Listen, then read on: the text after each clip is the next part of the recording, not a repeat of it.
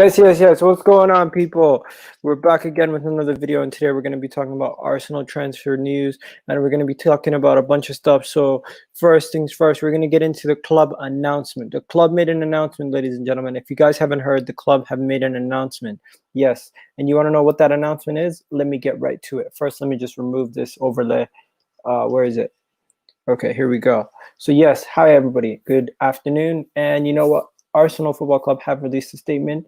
And before we get into that, first, I just want you guys to do me a favor. If you haven't already subscribed to EGTV, smash the like button, subscribe to the channel. And you know what? Big up to everybody. We'll be covering Arsenal news all the time, every single day, as much as we can. And now let's get straight into it, right? So the first story for today is Arsenal Football Club have released a statement, and we'll be sharing our screen looking directly at the statement that Arsenal Football Club have released in regards to Sokratis' release and parting ways of his contract, right?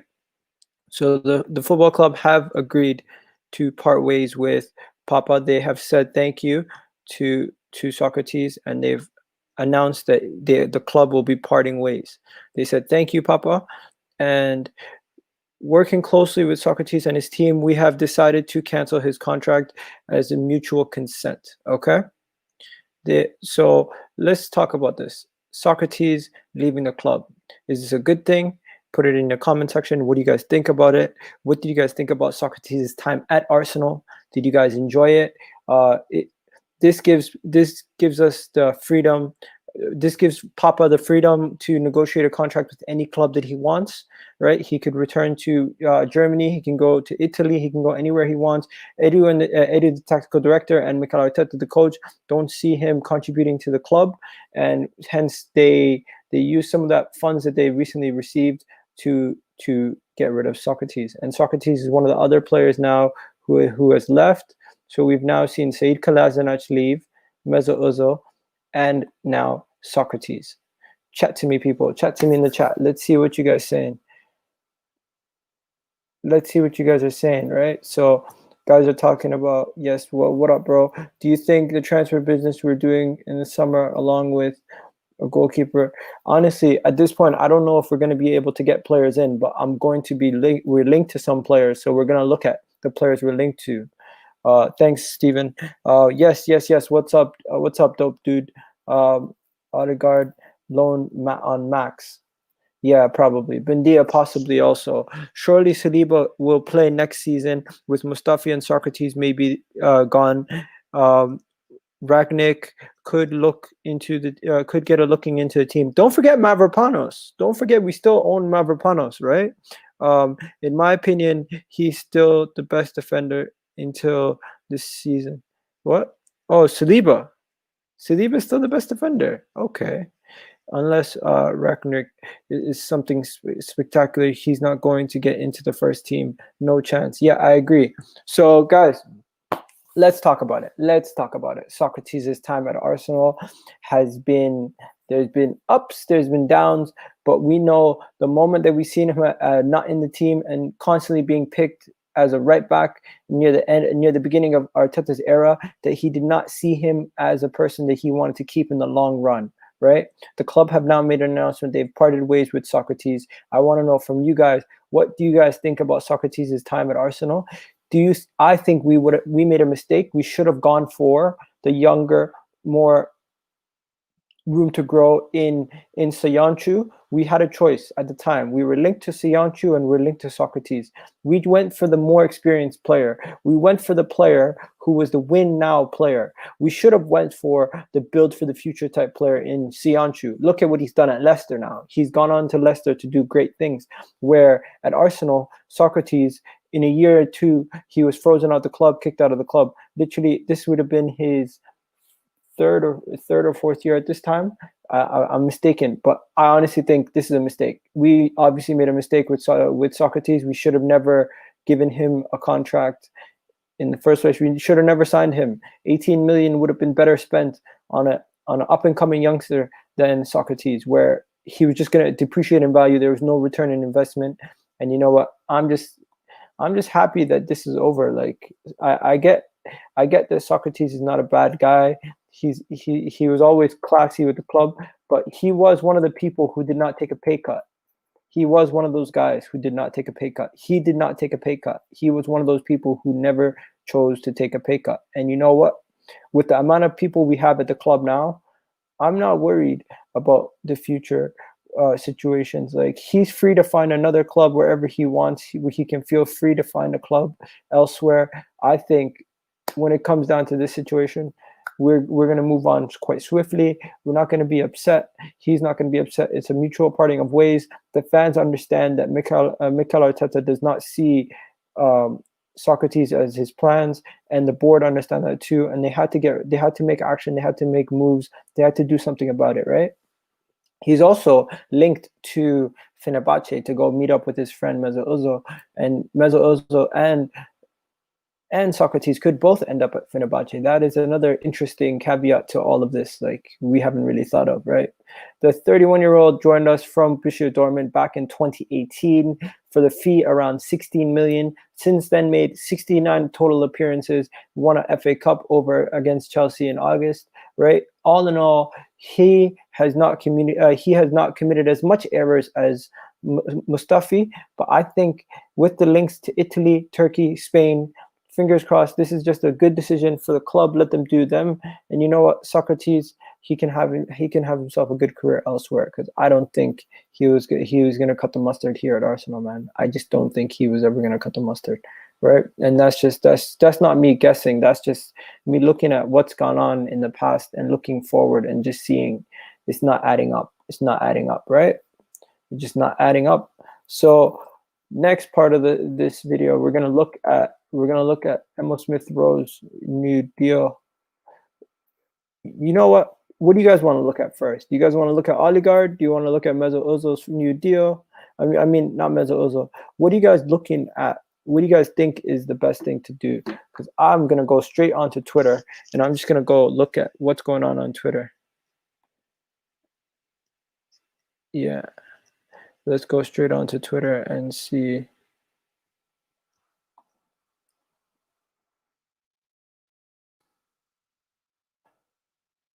Okay, so let's see reports.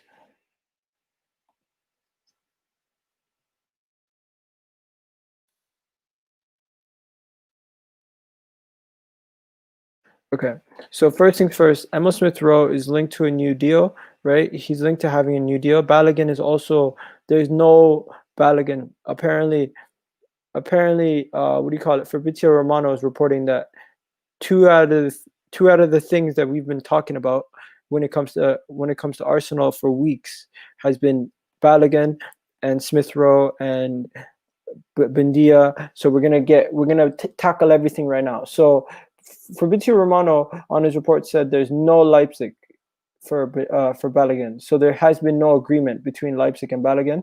Plus, Emile Smith Rowe is about to get a new contract, right? So let's look at this. So Smith Rowe, we can't skip over this. So apparently, Inter Milan and Arsenal are considering a swap deal for Christensen and Lucas Torreira. To me, this is a backwards decision. This would make absolutely no sense. Why would we ever switch a guy who is? Why would we switch a guy who's at the end of his career for Lucas Torreira, who can still has room for growth and has a value where we can actually get a profit from? I would rather sell Lucas Torreira than swap deal for Christensen, where we're going to be in a situation in a year's time where we're going to be asking ourselves why on earth did we do that? Because it's just going to hurt the club in the long run. Christensen for, come on, that's absolutely horrendous. Okay, so let's get into Smith Rowe's deal. So Smith Rowe, Alan Shearer is speaking about Smith Rowe. Okay.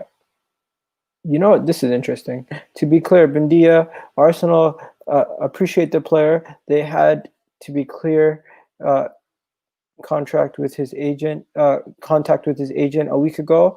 No official talks with Norwich. Still quite the Arsenal board have many options, quality midfielders, and will decide in the coming days. Papa Gomez is not yet on the list. Interesting. Okay, so yeah, this is another one of those Sokratis stories. So Socrates has, so Ozil's gone, Socrates gone, Saliba's gone on loan, Kolasinac is gone. Now it's time to sign a new midfielder. BUENDIA or one of the options. Not yet, no bid yet. Okay, BUENDIA, stuff like that. Socrates, obviously, there's people saying buy the Socrates. The club announcement. Let's keep going. Let's see what else is there. This makes no sense. PSG are lining up for a move to get Dele Alli, Hector Bellerin. You gotta know, when you see the sun, you know it's a bunch of stuff. Okay, yeah, this hurts. This hurts. Oh man, by the summer, Arsenal would have let go Sanchez, Ramsey, Ozil, Cazorla, Wilshere, Socrates, Mustafi, Mkhitaryan, Welbeck, all in the past 3 years. Spent a total of 190 million and received 0. Wow. Wow. Like, I'm not gonna lie to you guys. That is astonishing numbers right there. That is astonishing numbers. Look at that. We received 0 from 190 pounds worth of value of player. We didn't receive anything in return. Not 1 penny. That's absolutely ridiculous. Absolutely ridiculous.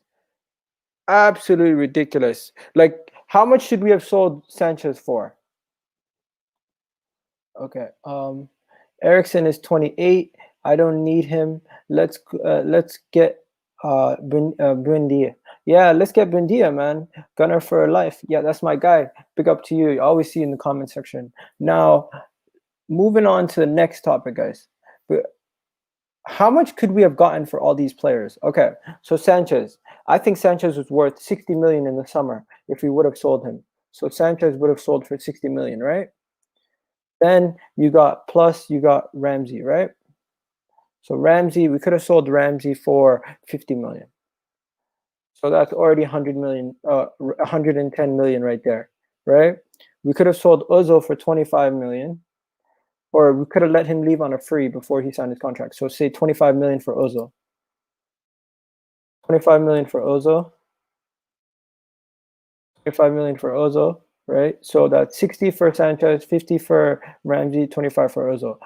Stay with me here, right? Right now we're at 135 million so far, just 3 players.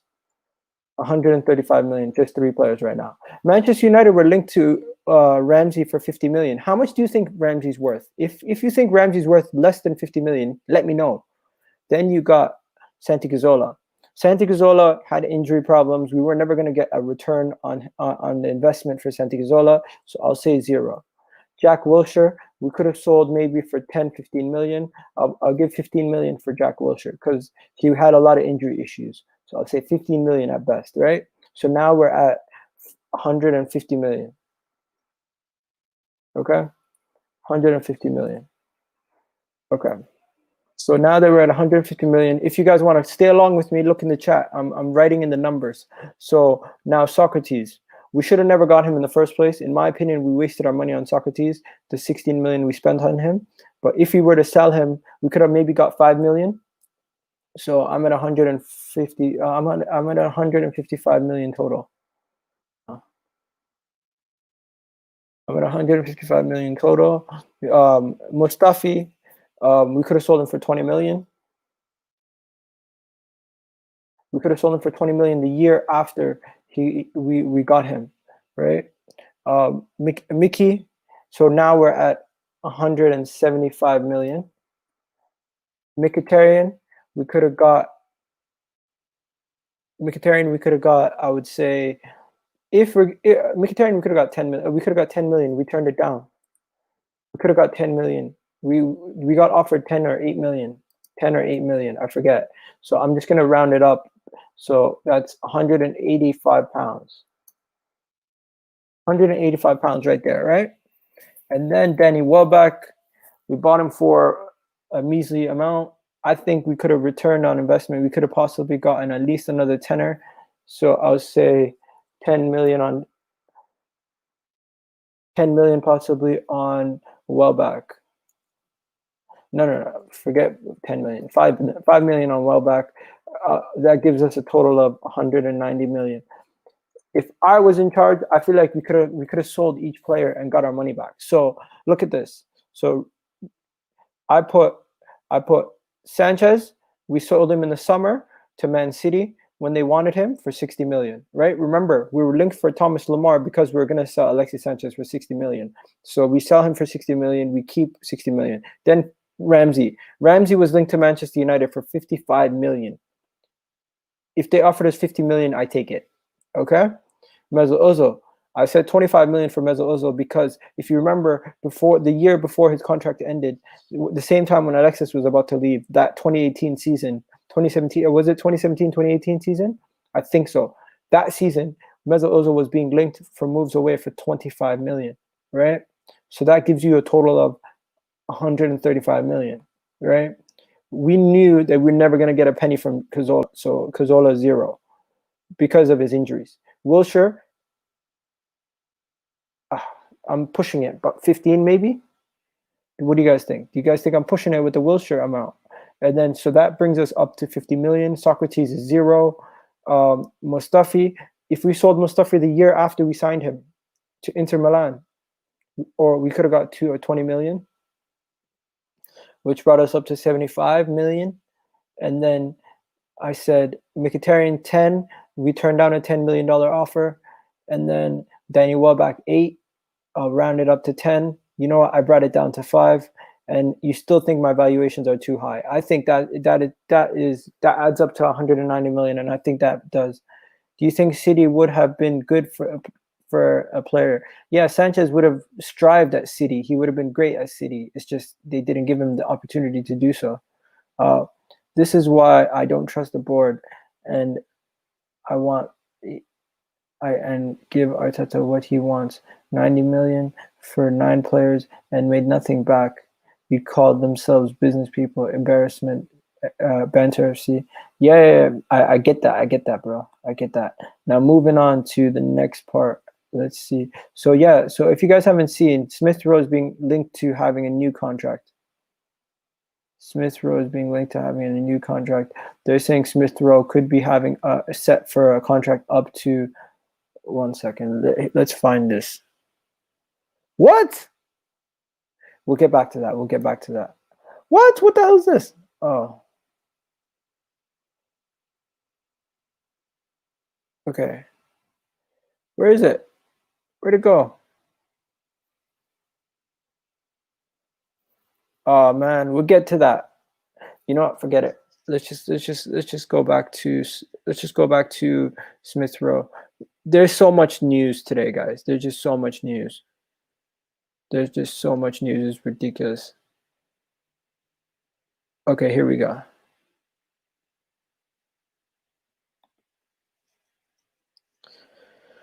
Smith Rowe is being linked to having a new deal, and his new deal is being linked to be for the region of 40K a week, right? So Smith Rowe is set to have a new deal. What do you guys think about Smith Rowe having a new deal? Do you think it's a good thing? Do you want? Are you happy that Smith Rowe is set to have a new deal? I'm quite happy, honestly. I'm very happy. What's Robbie saying? Question mark. So Smith Rowe is set to have a new deal. Smith Rowe's new deal, in my opinion, is well deserved. Smith Rowe has what he's done this season.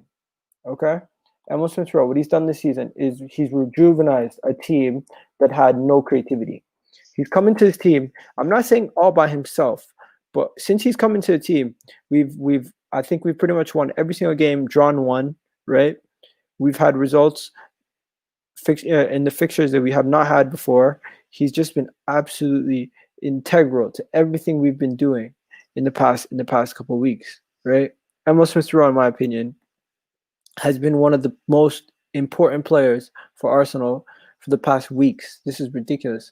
Okay, so we got a comment here. 40K a week for Emile Smith Rowe, good or bad? Question mark. I think it's a good thing because what you have to realize is you have to hold on to your young players. And you know what? Some of these young players, like if Callum Hudson-Odoi is getting 100 million, if Callum Hudson-Odoi is getting 180 million, and Emile Smith Rowe is getting that much, 40 mil, nah, it's peanuts, man.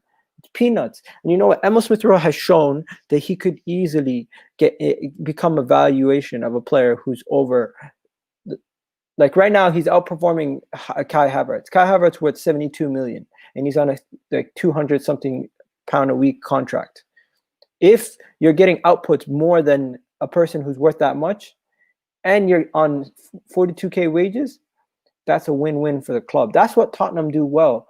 We got Elena here. Elena knows Tottenham. What they used to do is they would always get their young players on good contracts. Now, I want to ask you guys in the comment section, is this a good deal? Emile Smith Rowe, 40k a week.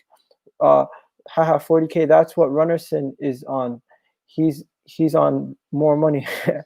Yeah, you know what?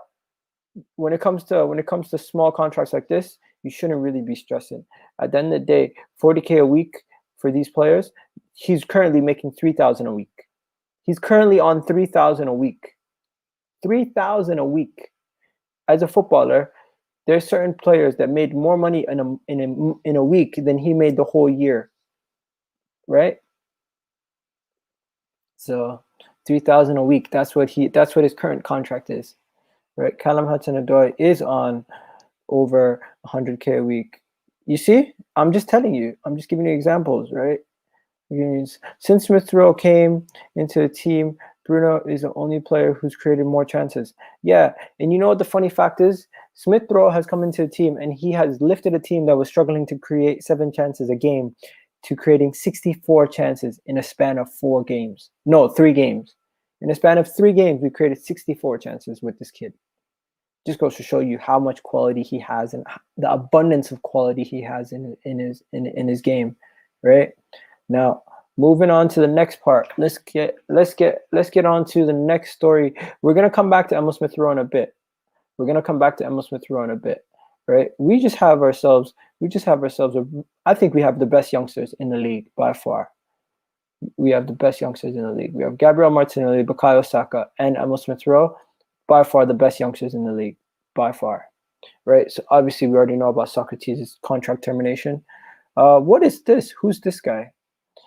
So okay, so let's look at this. Let's find out what's going on here. Have you guys heard about this guy's name? We've been linked to him a lot recently. I don't really know much about him. So let's find out a little bit more about him. Let's find out who this guy is, what he does. If you guys know anything about him, give me your info. Let me know what you know about Solomon. Let me know what you guys know about Solomon from Shakhtar. Solomon from Shakhtar seems like another one of those guys that we're being linked to these days. That let's see if his numbers pop as much as his name is exotic. Okay, so he's Israeli. He's Israeli international. He's 21 years old, right? He is. I think he's a forward. Is he a midfielder or is he an attacker? It says he's a forward, but oh, he is a midfielder. Yeah, he's a midfielder. He hasn't really been doing much. Like, what has he really been doing? Like, he's only valued at 13.50, 13.50. This guy is not a nothing special, guys. This guy's nothing special so far. Like, there's nothing that really says, wow, we have to sign him yet. Okay, he scored a goal against Real Madrid in the Champions League twice. What positions does he play? So he plays on the left wing. He plays as a cam, and he plays on the right wing. Okay. Interesting.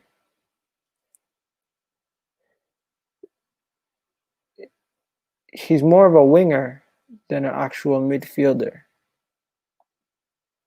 You know what? I'm not too sold on this guy. I'm not too sold on Cam, on Manor Solomon. I'm not too sold on Solomon. I don't know about you guys, but I'm just not too sold on Solomon. I don't know exactly if I believe everything when it comes to Solomon links. I know stats don't mean everything. I have to watch him. I have to watch the eye test. I've seen him play. I've seen him play against Real Madrid. I've seen him get some goals against Real Madrid in the Champions League, but I just don't know too much about him, so I can't really give an adequate input on him. You know what I mean? I can't really give an adequate input on Solomon, what he does, how he does it, who he does it with, what intensity he does it with. But let's move on to the next topic. Lazio is interested in Squadron Mustafi. How much would you sell him for?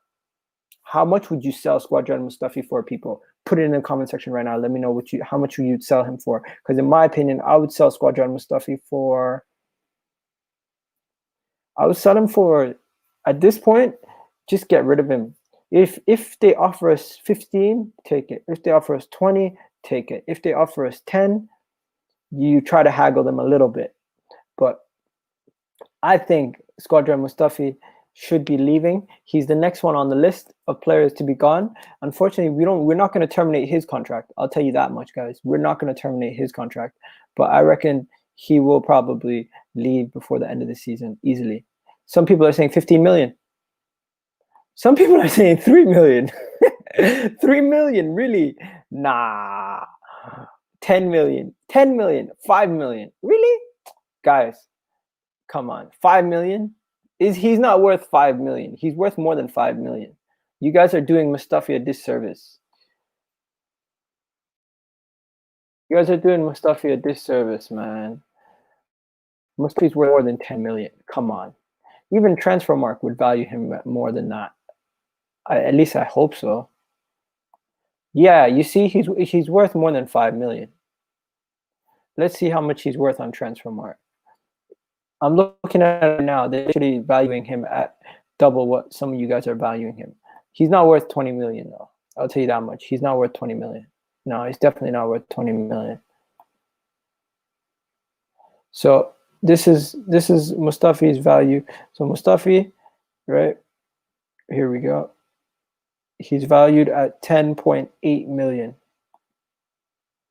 28-year-old center back, German World Cup winner. Look at those trophies.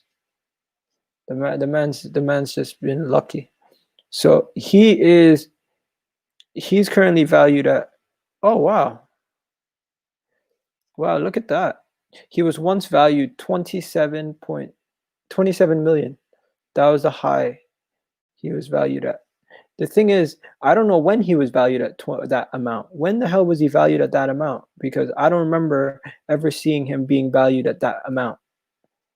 I've looked at this a lot. Like, I've never seen him valued at that amount. It's quite interesting. Interesting.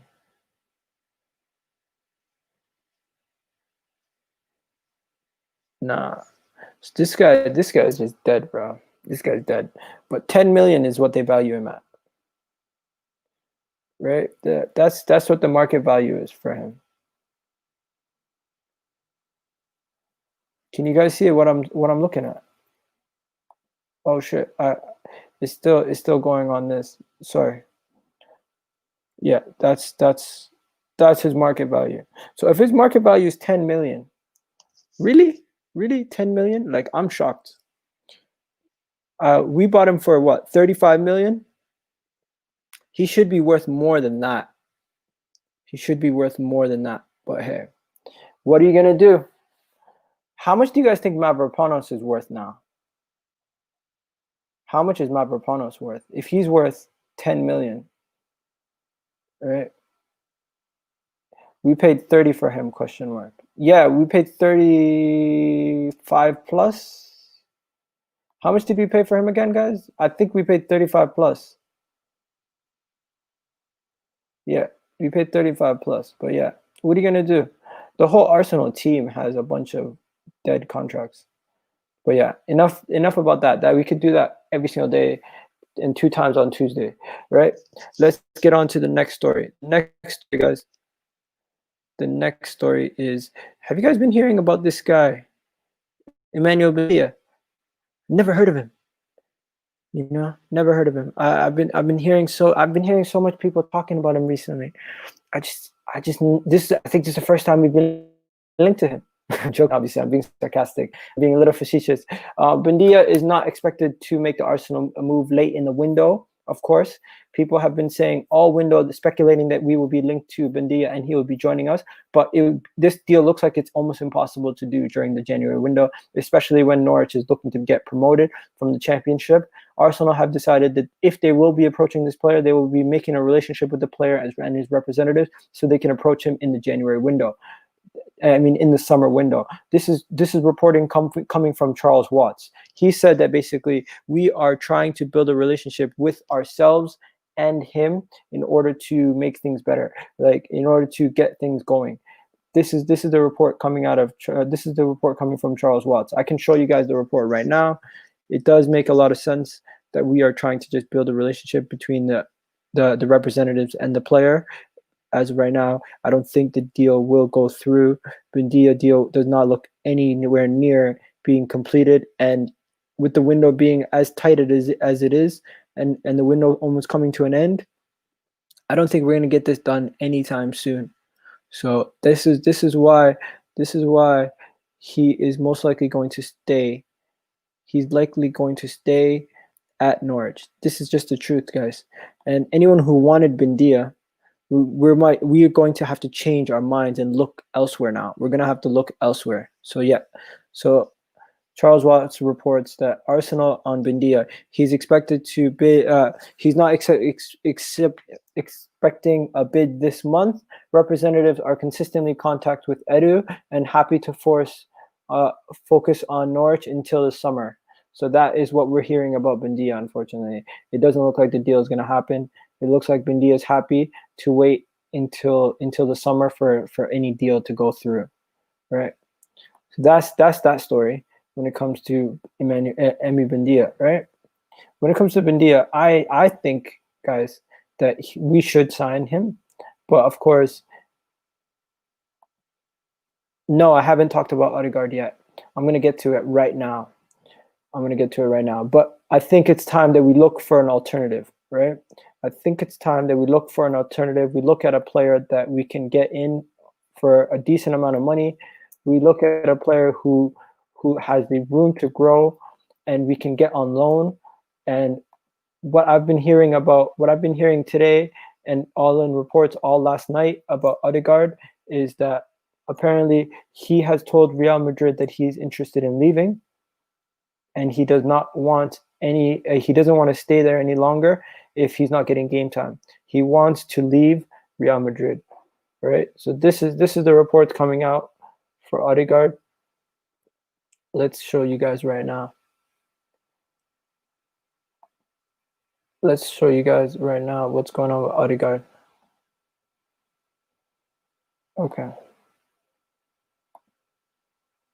Okay, so Martin has asked to leave Real Madrid, according to Marca. Okay, not only has he asked to leave the club, he's upset with the amount of game time, the lack of game time that he's getting, right? And immediately what happens is Arsenal fans start linking him to other clubs, right? So 1 second. Martin Odegaard has handed a transfer request to Real Madrid, right?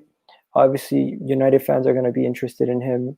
All fans across the world are going to be interested in him. So Ødegaard has requested a transfer away from Real Madrid, according to Marca. The midfielder reports that he's frustrated with the lack of game time that he's been getting at the club. Okay, and this is just a history of players that keep leaving Real Madrid. Like, Real Madrid just have a quality of player, and he wants to leave, right? He wants to leave Real Madrid. He wants to get out of there. They want to hold on to the player. They don't want to lose the value on him. So seeing what's going on with Ricky Puig and Ødegaard right now, interesting. So who is the player? Who is this player? What do we know about him? What do we know about Ødegaard? What do we know about how he's been performing over the past couple of years? What do we know about the player as an individual, right? Let me teach you guys a little bit more about him. Let's find out more about who Ødegaard is. Okay, so He's a Norwegian professional player, right? He's an attacking midfielder. Obviously, he plays for Real Madrid. He also plays for the Norwegian national team, okay? He's a teammate of Brent Haaland, right? Erling Haaland, right? And he has played only 7 games this year in La Liga, 2 games in the Champions League, okay? So he's only played total 9 games this season. That is not enough games for a man who last year was on loan, doing really well at Real Sociedad, okay? At Real Sociedad last season, he played in the league alone. In the league alone, he played 31 games, okay? This is a man who's hungry to play football, ready to play football, week in, week out. He is an absolute star when it comes to his creativity and his chances created for the Real Sociedad team last year in La Liga. One of the best players last year statistically in La Liga. And you know what? Even when you watch him, just you glance for a couple seconds, you can see that he's the guy who kept the engine ticking at times, right? I'm not saying this is the finished article though. He's not the finished article. Nobody is saying he's the finished article. Odegaard is nowhere near the finished article. But what he is he's a raw talent in which we can try to prize away from a Real Madrid. We can try to get him away from a Real Madrid. We can try to get him away from one of those major world-dominated clubs. And you know what? They have all the talent. They already have these guys. We already have a player of theirs in Dani Ceballos, right? Now let's get more into Ødegaard. Let's find out more about Ødegaard, right? So he's currently understand that Transfermarkt values players way less than what the market actually usually values them. So if he's valued 36 million here, they must, if we wanted to buy him, they would offer us something crazy like 50-60 million probably, right? He has not played a lot today, but let's look at his career in total. Since he hasn't played a lot today, you can't really get a good grasp of what he is.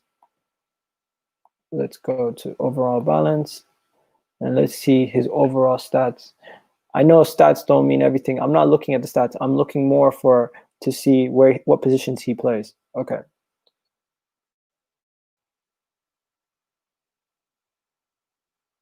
Okay, if you guys can see this, he has played in his entire career. He's played a plethora of positions. He's played as a center forward 4 times. He's played as a right midfielder 8 times. He's played as a left winger 12 times. He's played on the right wing majority of the time with an attacking midfielder role. So he's played majority of his career on the right or as an attacking midfielder.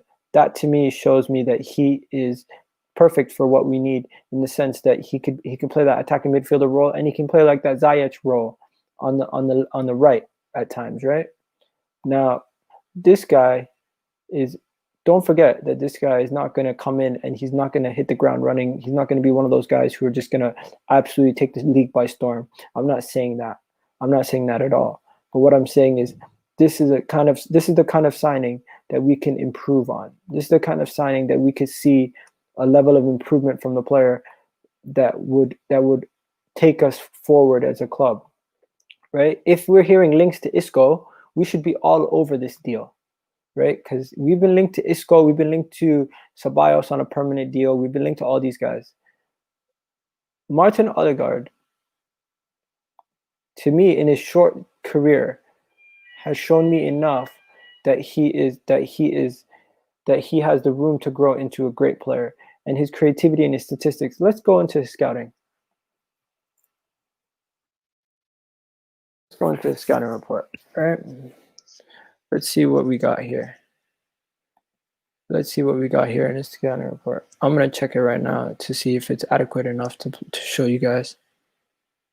I think the guy's a baller. I think he's gonna come in and he's gonna make a big difference. Like, he's better than just a raw talent. I'm not saying he's just a raw talent.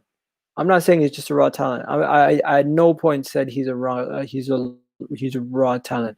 I said he is one of those players that we could get, and he would have room to improve more than some of these guys like Isco, even BUENDIA. Like, I'm not making fun of BUENDIA. I'm not bringing him down. But I heard a certain set of fans saying BUENDIA is even better than Smith Rowe. Like, come on, people. Come on, right? Come on. Like, you guys are mocking it now. Absolutely mocking it. Okay, so let's get right into this. Let's get right into this. So Odegaard, right? If you guys don't know, I'm looking at football analyzations, right? So we're gonna look at Odegaard. We're gonna learn a little bit more about him today. We're gonna learn a little bit more about him, what type of positions he likes to take up. So remember, when we're looking at Husamaruwa and we're looking at BUENDIA, they're mostly attacking midfielders who like to take up the space on the left-hand side of the pitch. If we're signing Odegaard on a loan or a season-long loan or even a permanent deal, he will be taking up more of a position on the right-hand side because he's more dominant on that right-hand side of the pitch, right? So this is let's find out more when we're finding out more about these players. These are integral in your when a team is looking at a player. When a team is looking to sign a player, they need to find out what he can bring to the table. And what Martin Odegaard can bring to the table is he can bring some creativity from that right-hand side and from the central midfield, right? So Martin Odegaard, let's keep it moving. So this is going to be a tactical breakdown of it's going to be a tactical breakdown.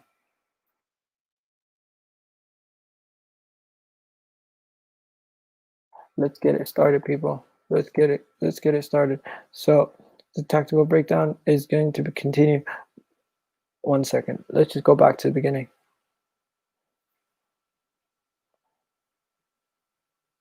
Where is it?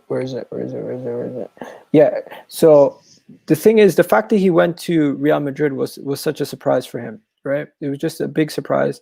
Yeah. So he usually plays in a 4-3-3, right? Odegaard's position that he's played for when he's at Real Madrid. This is the position he's played majority of the time when he's at Real Madrid.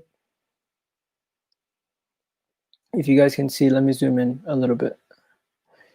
When he plays, he usually plays on the right-hand side. He doesn't really play because they don't really play with a 10 at Real Madrid. They don't really play with a number 10, a traditional 10.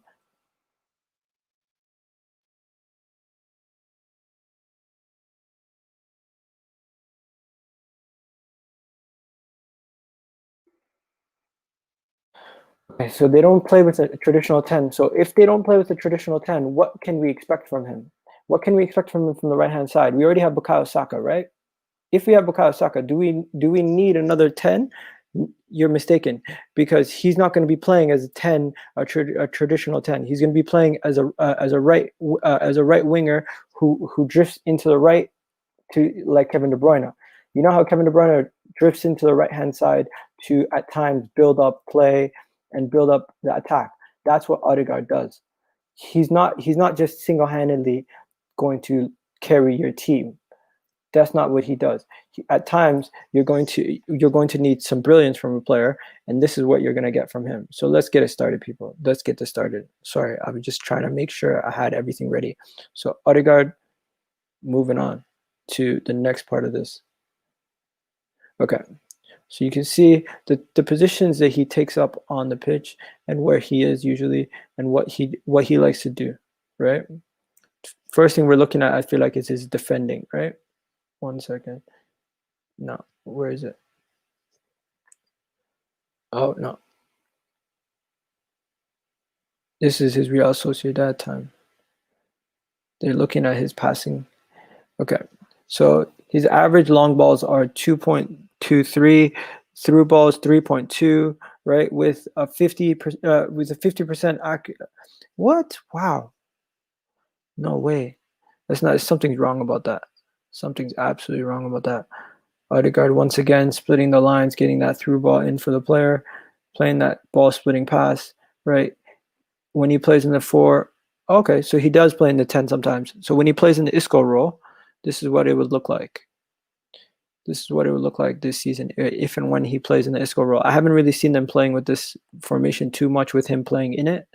I honestly haven't.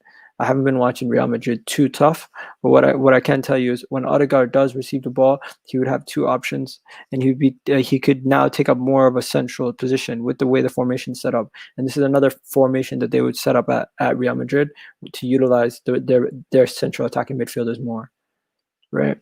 So when he has the ball, as you can see, he would have the ball, he'd be in between the spaces, and he'd be picking it up from there. As if you notice, when he receives the ball, right away he takes control under pressure with 3 players around him, right? A very dangerous area where majority of our players would lose the ball immediately. Like, let me show you guys how tight that space is, right? Yeah, there you go. Now moving on. This is the passes, right? Accuracy. 1 second. Okay. So under his spell at Zidane, right? These are his accurate passes, key passes, and then so key passes are the ones with the arrows. Accurate ones are just the long ones. What's going on here?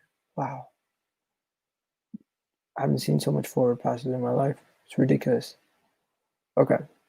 Heat maps. I don't even really care about the heat maps. I'm more just wanted to show you guys the spaces that he takes up and how he can push the game forward. So as you can see here, the ball is going to be played into his feet. He has 2 people in front of him. He has 2 defenders behind him. He needs to control the ball under pressure, keep it ticking forward. In the next space, you can see that he's already received the ball. He's put it under control, and he's now trying to progress. He's now trying to progress it, right? So as you can see, moving on, right? In La Liga, right, where it's a game where everything's moving quick, everything's moving methodically, and it's a lot of not every team plays tiki-taka. When you think about it, the Betis clubs, they're very aggressive, like Stoke and stuff, right? And then you have Real Sociedad, who are known for being a defensive club. And then you also have, who else is there? That club, what's it called? The one that recently got promoted. They've been playing really good defensive football. Starts with a C. Oh man, that club's sick. Okay, there's another position here he's taken up. When he's on that, you see, when he's in the midfield, he usually takes up the right hand side because Modric's going to be on the left, right? I don't really understand why they keep showing those lines. Okay, this is overload on the left hand side. I'm not gonna lie to you guys, that was a bunch of BS. Anyways, moving on. Where is everybody at? Okay, so Martin Odegaard. How did this link start? Right? This link started because everyone was just adding Arsenal. Literally, the fan started this. The fan started the speculation of Ødegaard to Arsenal the moment we seen the possibility that the player could be leaving on a free. You literally have fans all over the place just tweeting. Even DT's tweeting. You got that guy from Chile's tweeting it out. Just everybody's tweeting it out. Martin Odegaard to Arsenal. Martin Odegaard to Arsenal. Martin Odegaard. Arsenal, get it done. This is that. It makes perfect sense, right? Even the Express is saying it makes perfect sense. You got the Express. You got Oslo Things tweeting it out. You got so much people tweeting it out. It's just ridiculous. Like, I'll say this, people. If we were to get Martin Odegaard, not only do I think he's a good player, I think he would improve us in the short term and in the long term. Because the level of he's improved so much from that one loan at Real Sociedad, that from what I've seen from that one loan at Real Sociedad, I think he's a player that he would walk into our team over Emile Smith Rowe. Like, I know that's a large shout right now at this moment when Emile Smith Rowe is playing so well, but this guy's been good, man. 2-time Champions Leagues.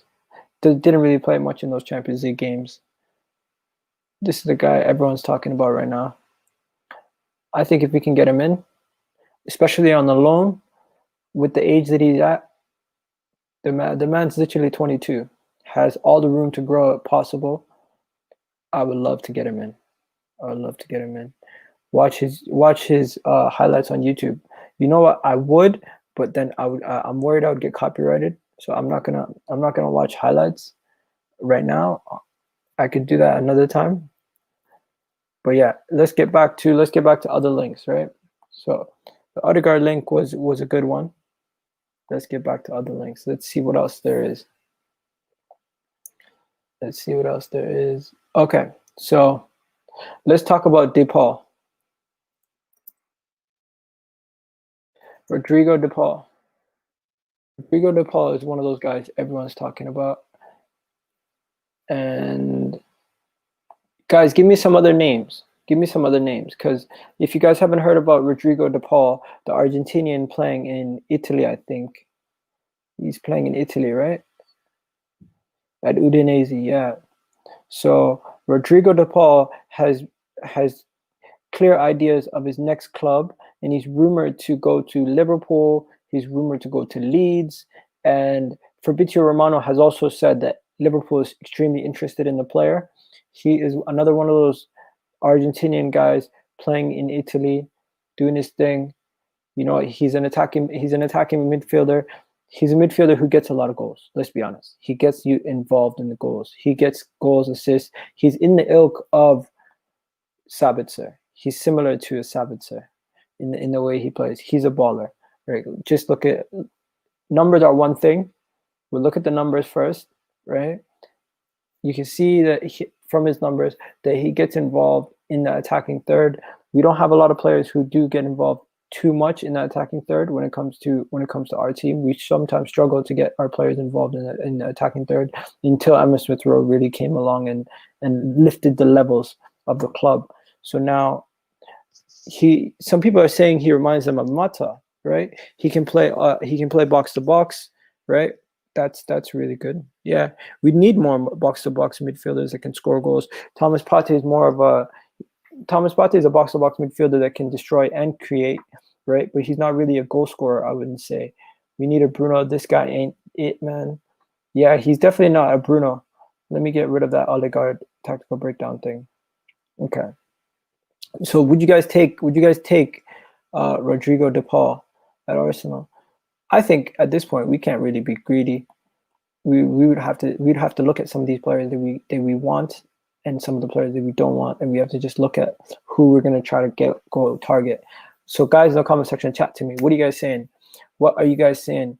I think all in all, we've been looking at it. We've been looking at it different. We've been looking at things differently these days, and it seems like the club is not trying to waste time. Jack Grealish. You want to talk about Jack Grealish? Let's talk Jack Grealish. Do you really think the club, Arsenal, can get Jack Grealish? You think we can get Jack Grealish, huh? Like Saka has been trying to get Jack Grealish to sign the thing, you know.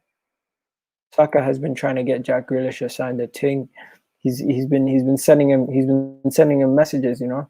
He's been sending him messages all over Instagram, just trying to mess with these guys. The media is loving it. The moment we get any of those little stories coming out, let's go to it.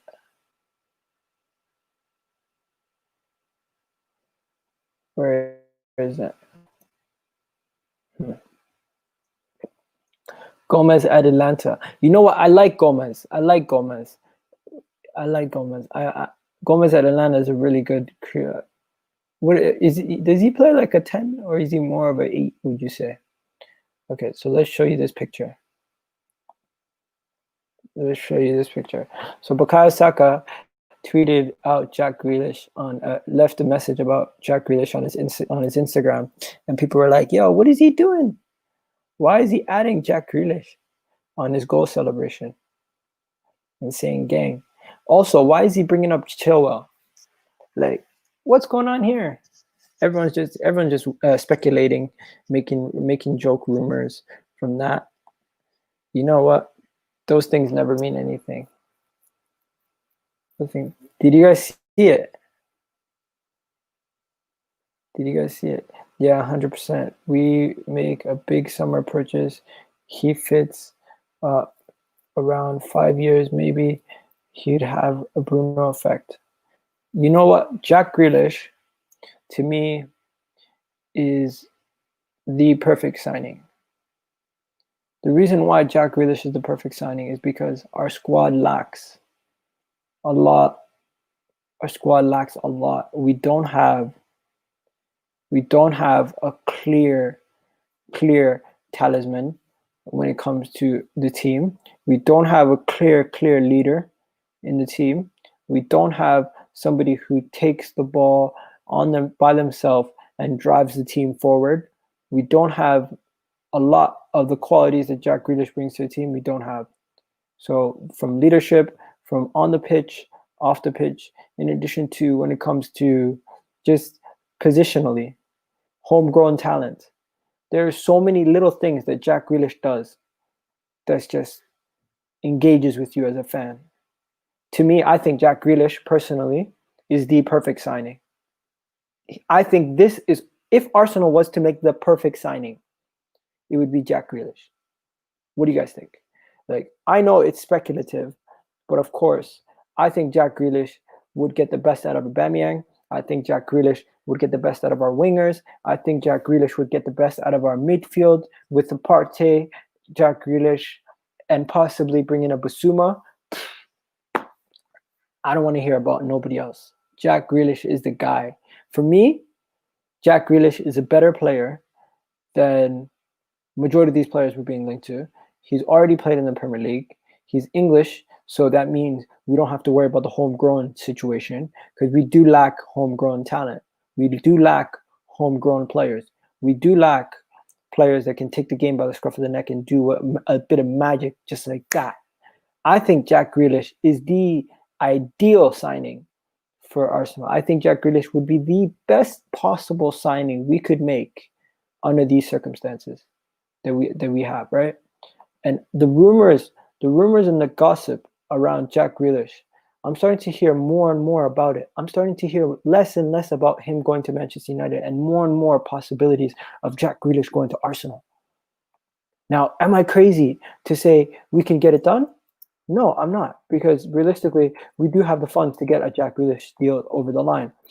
People say, why would he leave Aston Villa to come to Arsenal? You're really telling me he would rather stay at Aston Villa than have a chance to go make a big move? You're delusional if you say you're disillusioned if you think Jack Grealish would refuse to come to Arsenal because he's going to wait for a bigger club. No, it doesn't work like that. I think Jack Grealish, rumors and gossip and everything around it, it's starting to make sense. It's starting to make sense. It's starting to make sense why we're questioning BUENDIA, because we already been burnt numerous times. It's starting to make sense why we took £120 million loan to get SOKRATIS out, to get Ozil out, to get these guys out, to get all these guys out, right? It makes sense why we're doing these things. Do I think we're going to get Grealish? No, not today. Do I think we can get him in the summer? Possibly, very possibly. 11 days left in the window, Brendan says. Still no signings. Arsenal fans should riot right now. We're sat 10th in the league. We need players badly now. I agree. I get you. I get you, Brendan. 100%. I understand. We need players now. But of course, I feel like thinning the squad was more of a priority than anything else. We have players in the locker room who were causing ruckus week in, week out.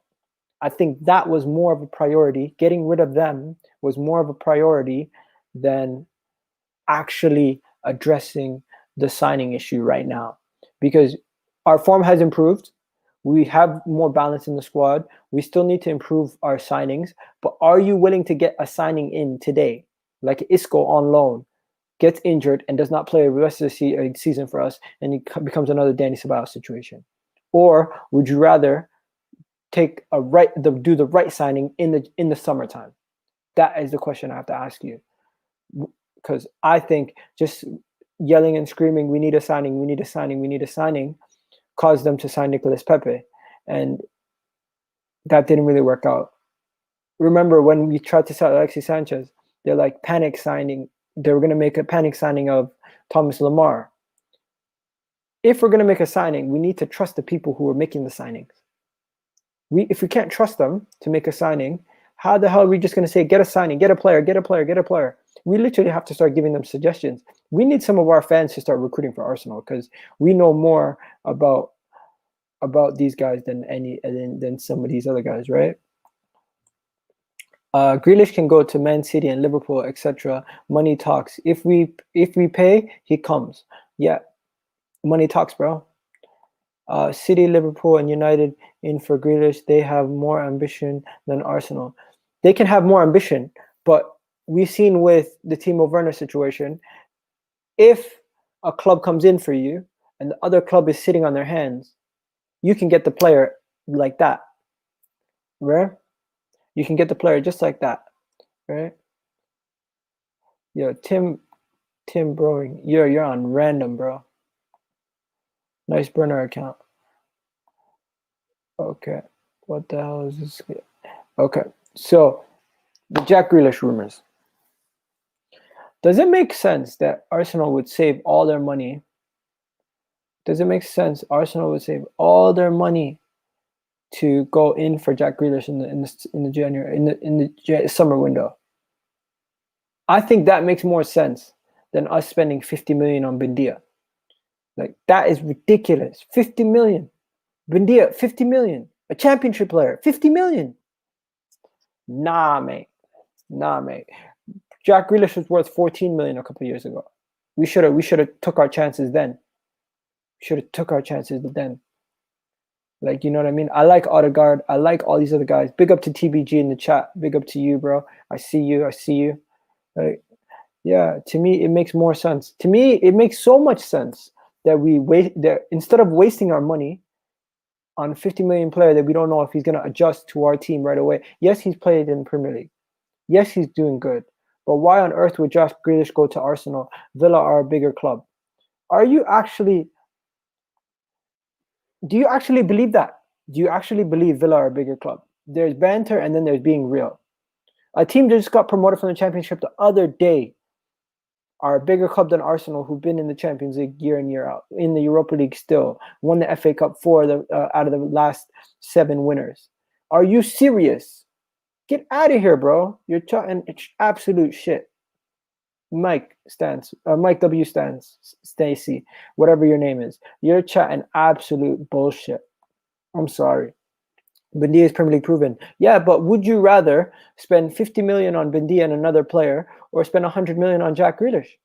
Ask yourself that. Would you do that? I want to know. Ask yourself.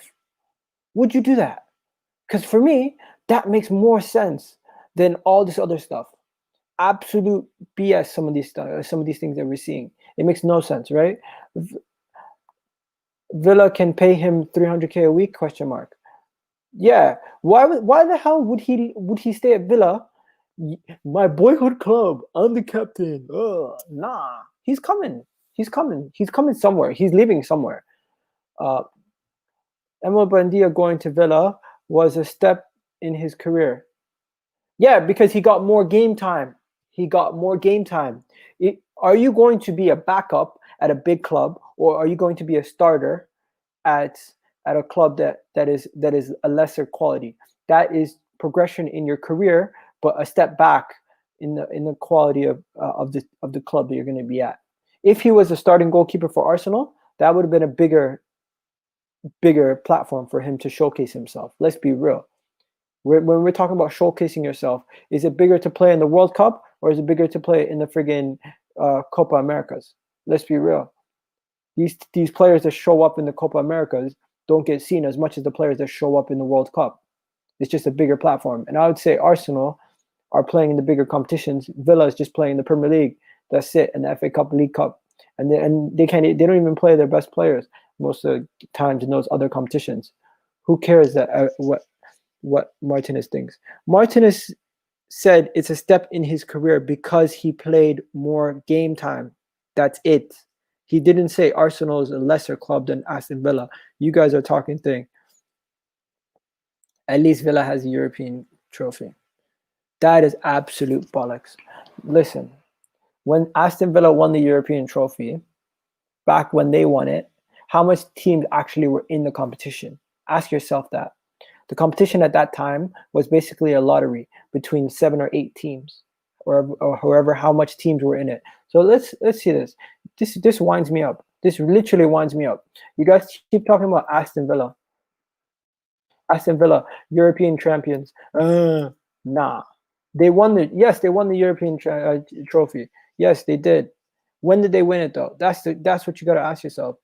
And how much people were in the competition when they won it? Educate yourselves, people. Liverpool, 6 Champions Leagues. Ooh. But look, your 6 Champions Leagues that you guys won, you guys literally ruined the European competitions for half of the fans, half of the English fans all over the world. Imagine coming on a stream just to troll. Yeah, you guys are dumb. Some of you guys just trying to troll. Bring Brendan on. Yeah, I'll send Brendan the link. Yeah, Brendan wants to jump on for like 5 minutes. He can jump on for 5 minutes. Not a problem. Okay, so guys, let me send this out to Thingy.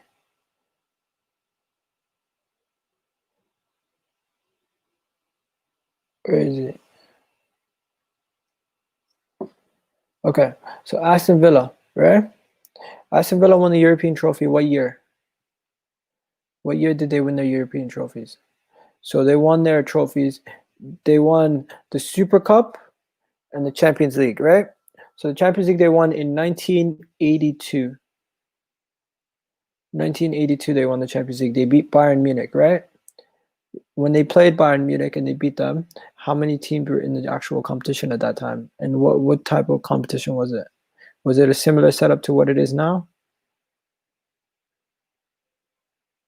Okay, let's see.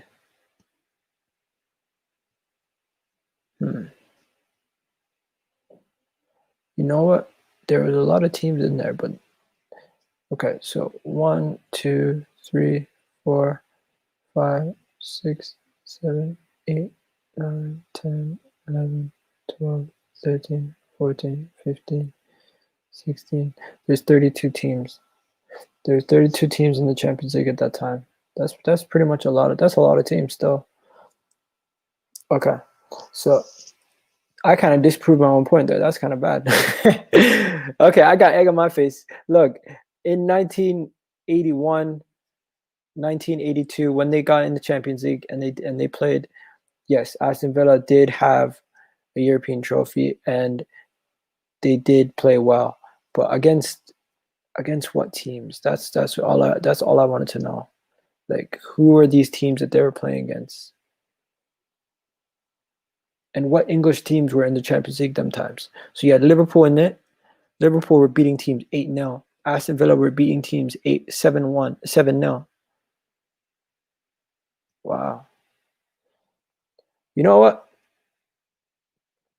I blame Liverpool for Arsenal not having a Champions League because of the whole situation where we got the European ban. I'm not talking about any of the stuff that the sad emotional moments that happened, but I feel like Liverpool's transfer ban affected Arsenal in such a bad way because we missed out on a European trophy when we had a chance. When we had a chance to what do you call it?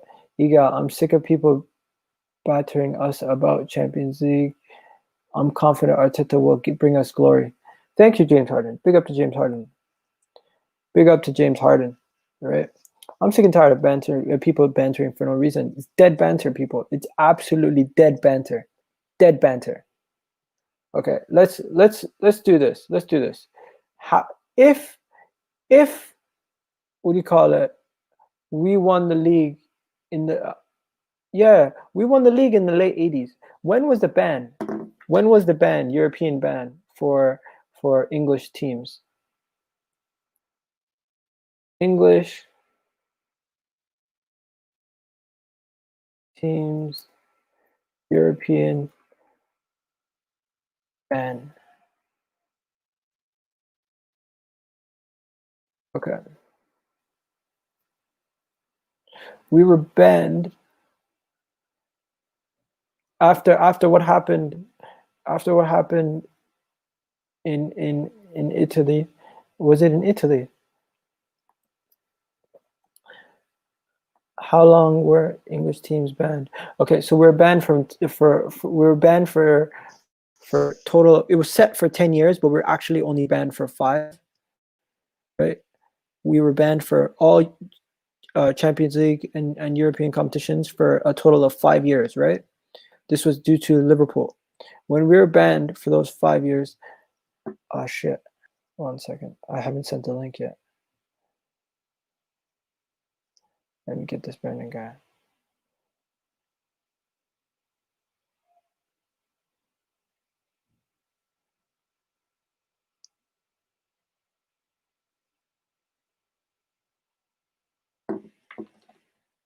Okay.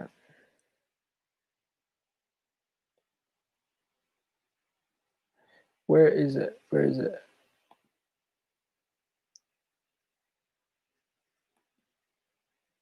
Okay. Forget about Jack Grealish right now. There's a bigger issue. You guys keep bantering us about Champions League, right? I got something for you guys. Know your history. Know your history. I'm literally gonna go to the History Channel. Literally gonna go to the History Channel, right? Okay. We were banned. Liverpool first got us a 10-year ban, right? 10-year ban, right? From 1977 to 1984. Okay. They got us a ban at that time. Okay. When they got us banned, right? English teams were then eventually let back in at that point due to the tragedy that happened. I think if we were not banned due to the whole situation with the Liverpool thing, and we were not originally banned, I think we could have gotten ourselves. I think we could have gotten ourselves a European trophy. I think that ban definitely affected the fact that we were hamstrung. I don't know. Obviously, me and you were too young to remember that European ban, but I feel like the European ban definitely affected our whole situation. Like, yeah, I'll send you out the link, Stephen. Brandon, what were you gonna say? You were No, talking just about on transfers, right? yeah, just on the whole transfer thing. I don't know. You probably seen my video on my channel, have you? Yeah, I completely disagree with you. And Disagree. just respectfully, I think at this point, when it comes to we can't be screaming and shouting for a transfer because we've seen that turn into Nicolas Pepe. Remember, who care? We care. Do you this, that? Everything turned into we don't care. Okay, we'll get you a 72 million pound player. He flops. Yeah, but we as fans, we all know who we want, don't we? Yeah, we want Jack Grealish. Exactly. And the point is we hear these excuses from the Arsenal board all the time. This isn't the first January transfer window where we've heard the excuses of, oh, we can't go and get players. Oh, it's a difficult window. You know, the pandemic's come about and now they have an extra excuse to add to their excuse book. And if we're being completely and utterly honest, we are a big club with lots of money, a billionaire owner on the board, and there is absolutely no reason whatsoever why we could not go and get Jack Grealish right now. There's no reason whatsoever, because at the end of the day, yeah, the pandemic is still going to be about come the summer. Yeah, we'll probably be coming sort of towards the end of it all because now the vaccine and that's being rolled out. But come the summer, are we going to hear the same excuses from them again? Okay, Oh, we how about can't. this? Odegaard, 6-month loan. Is that enough for you to make you happy? No. What do you need? Jack Grealish and Basuma.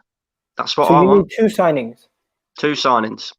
If they got Jack Grealish today, wouldn't you piss your pants? What do you mean? Wouldn't you be over the moon? Of course. So Cool. at that point, are you satisfied with just that one signing? Stephen, I can see you in the background. I'll bring you in after, okay? Just one Yeah, at a time for now. I would be satisfied with just Jack Grealish. I would be satisfied with just Basuma if they made it clear that we was going to come out and go and get Jack Grealish in the summer. But the thing is I just look at it like this, right? I disagree with that comment. The border giving the board at the moment are getting a little bit of a free pass because they come out with these excuses. Oh, the transfer window's tough. Oh, the pandemic this, the pandemic that. Like I was saying, the pandemic's still going to be about in the summer. And yes, we got rid of a lot of players off the wage bill. We freed up a lot of money and stuff like that. But are we going to hear the same excuses come the summer? Oh, we can't get a Jack Grealish because of the pandemic. Oh, this year's been really tough, and we've had to take money out from the government in order to pay whatever it is. So we can't be doing moves like that in the summer, because we know we're all going to hear it, because we hear excuses from them all the time. You know? Here's my challenge. Here's my challenge. As a club, we have a self-sustaining model. This is that, everything else that everyone always talks about. If we are prioritizing getting rid of players, isn't that more important in the long run of what the plans are than just trying to say panic and get a signing in because we haven't been able to get the players out immediately? I think the player we can get in realistically this window is a loan signing for Odegaard or a permanent deal for one of BUENDIA or Bissouma, but we would have to then spend the money that we'd want to invest on Jack Grealish. And I don't think I want to. Would you rather 100 million on Jack Grealish or Bissouma and BUENDIA? But this is what I'm saying. If we're going to go and spend £100 million on Jack Grealish in the summer, why can't we just do that now? Do you know what I mean? Maybe the club is not willing. Yeah, but then that's just poor excuses. I just feel like if we don't do that sort of thing now, we could quite easily miss an opportunity. Because if you think about it like this, right? We're in a pandemic. There's no fans in the stadium. You've seen how poor the season's been in the sense that everybody drops points. Everybody's dropping points. Like from fourth place right the way down to 12th place, there was literally about 4 or 5 points between us, right? So we're in a bit of a season here where, as bad as we have been, if we was to go and get a Jack Grealish this window, if we was to go and get a Bissouma in this window and do it now rather than doing it in the summer, we could possibly get top 4, purely and simply just because of how poor everybody else has been and the way that everybody else has dropped points. Then all of a sudden, we're in the Champions League and we can attract better players, and then we can make the steps to go on and push for the league title rather than keep waiting and waiting and waiting and waiting, you know? Because the only thing that's going to happen next season is the fans will be back in the stadium. Liverpool and Man City and sides like that will 100% go and invest in the summer. And before you know it, they're flying miles above everybody else again. While it's quite tight, I think if you go get the correct signings and you do it right now, because let's be real, it doesn't matter who you are.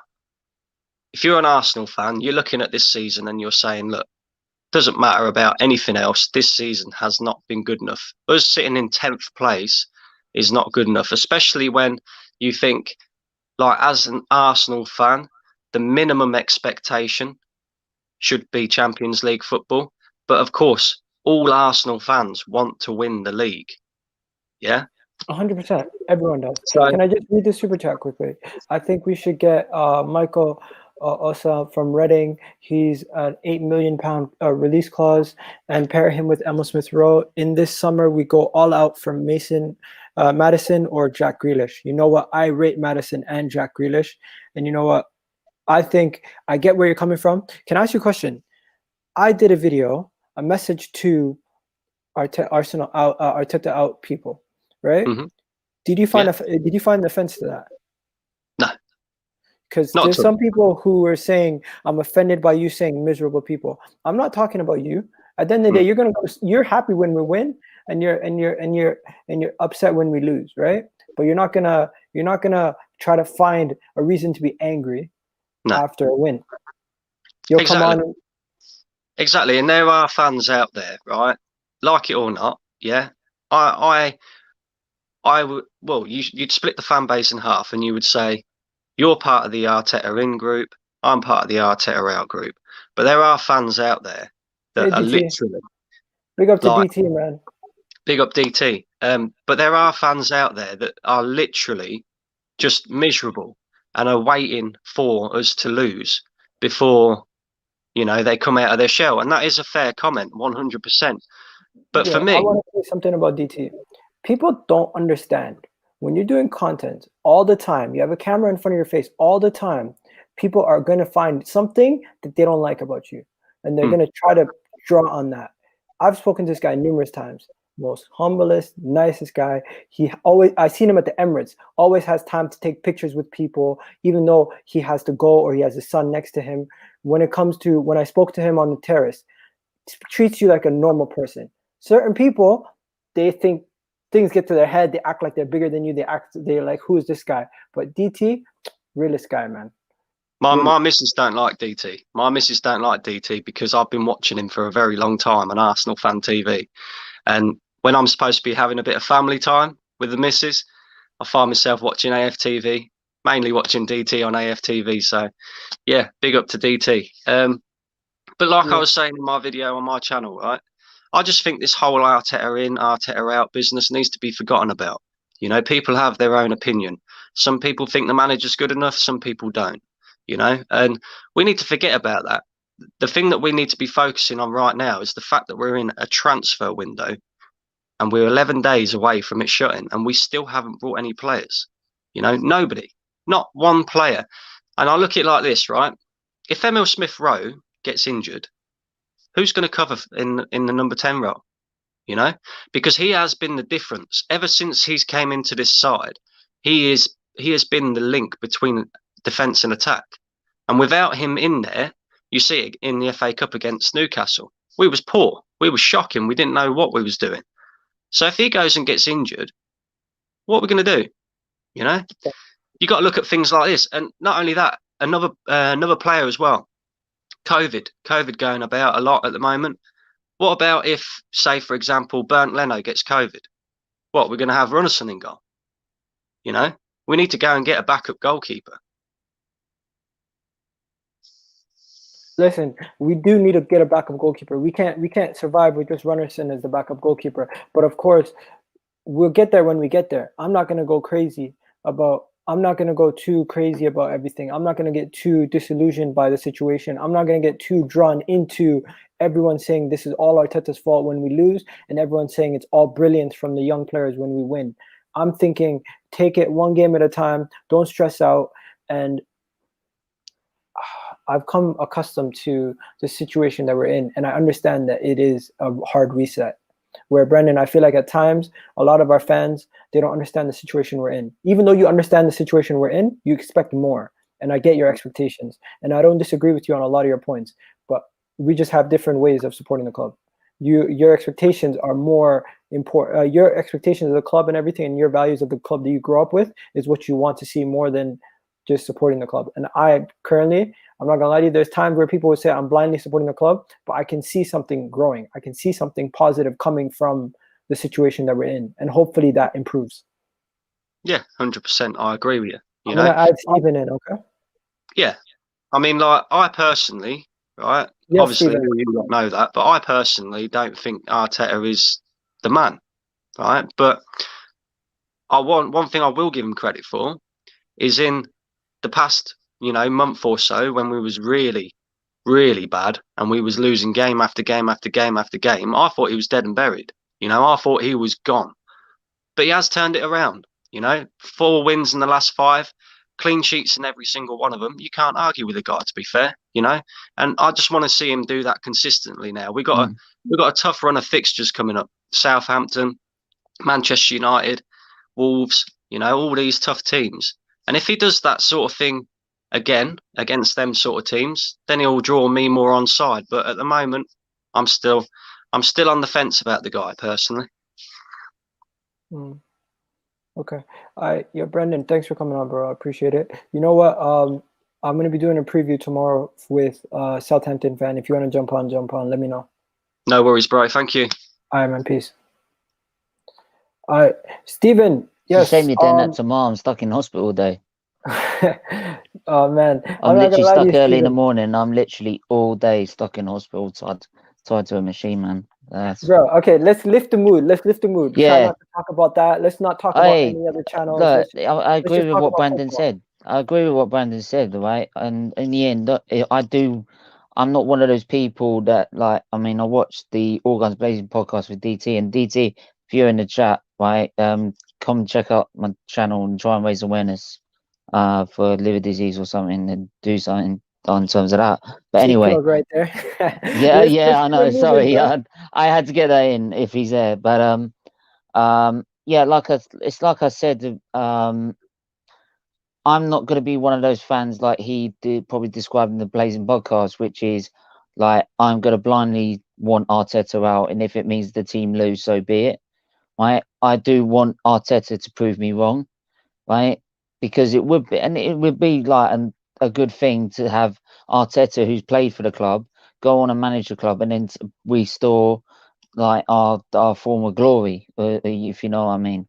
So and you said the match reaction I did on Newcastle.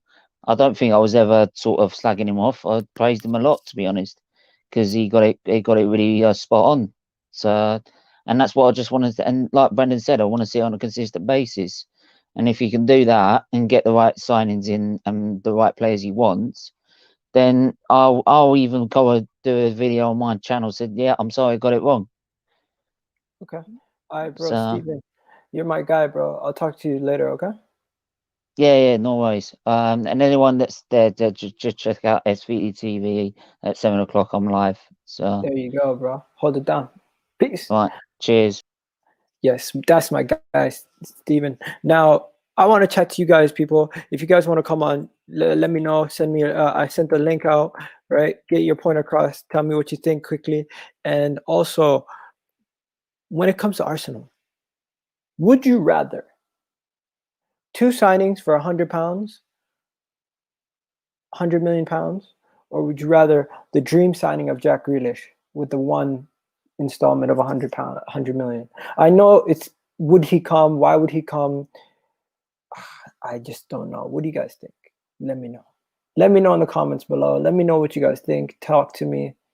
Tell me what you think, because I genuinely believe, yeah, you can hop on. The link is right here, bro. You can hop on right now.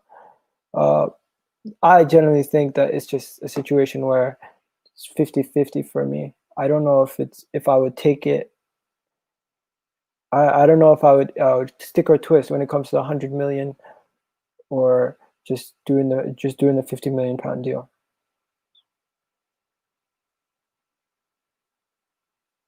You know what I mean? I just don't know. Yeah. Okay. Let's go on to answering some questions. So chat to me, guys. What do you guys, any questions? Rate the show out of 10 right now while you're in the chat. And I think it's time for us to start thinking about other things besides just chatting about Arteta every single week, because we're turning the corner. It's time to be a little bit more positive. TJ, what's good? Hello, Yeah, Gal. Nice to talk again. I just wanted to say, see for the fans who are Arteta out. Yo, bro, I don't know. Is it nighttime for you where you are? Because it's so dark. No, it's just dark. Haven't got my light turned on. Okay. Can you I turn it on? turn my light on. Sorry? Could you turn the light on? Yeah, sure. Just give me a sec. All right. Because no one can see your face. Okay. Okay, chat to me. What are you saying? Oh yeah. So the fans that are Arteta out, the ones that are happy to see him win, even if they're Arteta out because the club wins, those are fans, right? But the ones who want him to fail just so they can be proved right, they're not real fans, in my opinion. Okay, explain. So who are you speaking about specifically? Are we talking about guys like, a certain guy? Guys like Lee Gunner. Okay. What else? Who clearly want Arteta to fail just so he can be proven right over the club winning. Yeah, no, I hear you. And you know what? I think certain people will always have their narratives and their agendas. Like, I generally don't feel like Troops wants Arsenal to fail. I Yeah. genuinely feel like Troops wants Arsenal to do well. He just picked Arteta out, and now he's gonna stick with it because that's the kind of guy he is. Where certain people never gave the man a chance, even though I have certain tweets from like 2018 where he said, if Arteta comes in, I'll back him because I'm not the kind of person to not back a manager after he comes in. This, that, right? Yeah, gonna talk. If you want to come on, you can come on. Not a problem. Just, do you have your camera? Can you put your camera on, or is that not possible? Now, TJ, next question.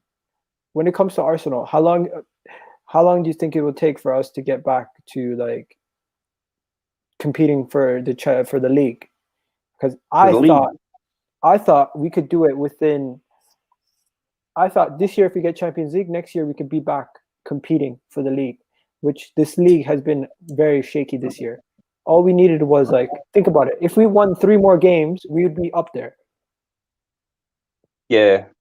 I'm not trying to diss Arteta here or say anything bad about Arteta, but I feel like there's games like Leeds and Burnley. I feel like a more experienced manager wins those 2 games. And that would be an Yeah. extra 6 points, maybe closer to the top 4. Could you just move your head, your camera down? There you go. Yeah. Some YouTubers want the club to fail so they can fuel and make money off their channel. You know what? I generally don't think they care about their channel as much as they want to be right. Actually, I'm wrong. There is some people who want other clubs to do bad, besides their own, obviously, but that's given. If you're covering every club in the Premier League and you don't support Manchester United, and Manchester United is playing Burnley, you want Burnley to whoop their ass, which you should. And the rivals as well, they should want Burnley to win that game. Yeah, but if you're a Man United fan and you want Burnley to beat Man United, so Ole gets sacked, that's ridiculous. Same thing with Arsenal fans. That's not a real fan. Same thing with Arsenal fans who wanted Chelsea to slap us. You know what? Arteta didn't break Klopp. You know who he broke? Lampard. Yeah. He literally took him and DDT'd his ass. Literally. That's what happened. That's the guy who got his ass whooped. That's the guy who needs to understand, like, you know what I mean? That's why I don't like AFTV. They're such a toxic group of villains. You know what? The thing about AFTV is I appreciate AFTV. You know why? Because as a fan that grew up outside of the UK, AFTV for me was a great showing of football from the fans' perspective that goes to games that I wouldn't see living outside of the country. So for a lot of people outside of the country, they like AFTV. I feel like more people in the UK don't like AFTV than the people outside of the country. And also the thing about the negativity on AFTV. Yo, If the club was doing well, they wouldn't be negative, but they're being negative because the club's not doing so well. sorry, I muted myself quickly. What do you call it? Yeah, man. So how old are you, by the way? 16. Wow, you're a young kid. You look older than you are. Oh, thanks. Hi, bro. Thanks, TJ, for coming on. So you're No Arteta bother. in all the way. You're supporting the club. I support the club. I'm not Arteta in though, but I can be drung back into Arteta in if he turns it around. All right, man. Thanks for coming on. I appreciate it, bro. Have a great one. Yeah, thanks. You too. Bye. And then, guys, so that's all she wrote. I'm going to be ending it off today. You know what I mean? Pretty much been going for an hour and 40 minutes almost. This is all. Before we go, I need to ask you guys a question. Who should I get on next? Who would you guys want me to get on the show? Because I'm going to be getting in the next couple of weeks, I'm going to have guys like, what do you call it? I'm going to have a Southampton fan on. For the Manchester United fans, who should I try to get on? Should I try to go get Saeed? Should I try to go get... Obviously, Rance is going to be busy. I won't be able to get Rance, right? Aaron, I'll try to holler at Aaron, see if he can come on. Flawless. Indiana, of course, Bobs. But who would you guys want to speak to? Who do you guys want to see on the video? Who do you guys want me to chat to? Obviously, KJ, if he's available. Neeks, if he's available. You know what I mean? Some of those guys. But we'll link up. Try to get Don Robbie. Yeah, I think Don Robbie's a little bit way out of my price bracket. I'm not going to lie to you. I'm not gonna lie to you. There's some Arsenal people, some members of ATV, not all. Yeah, that's true. Lead judges, Ty. You know what? I could try to reach out to lead judges. I'll reach out to lead judges. Try to get Mark Goldbridge if you can. I don't think Goldbridge would ever come on. You can't get past Lee Ting. He's just toxic. People like him have to bite back. Interesting. Anyways, people, it's been a great stream. I'm almost done. What I ask you guys is, if you're still here and you're watching, big up to you. I really appreciate you guys. And you know what? Egal, Terry is saying Lampard has been sacked, ? I don't think he's been sacked yet. If he was sacked, we would have had an update on our phones. Believe me, if he's sacked, we would have already known. But yeah, guys, do me a favor, smash a like on the video. Appreciate you guys. And you know what? I'm out of here. So have yourselves a great day.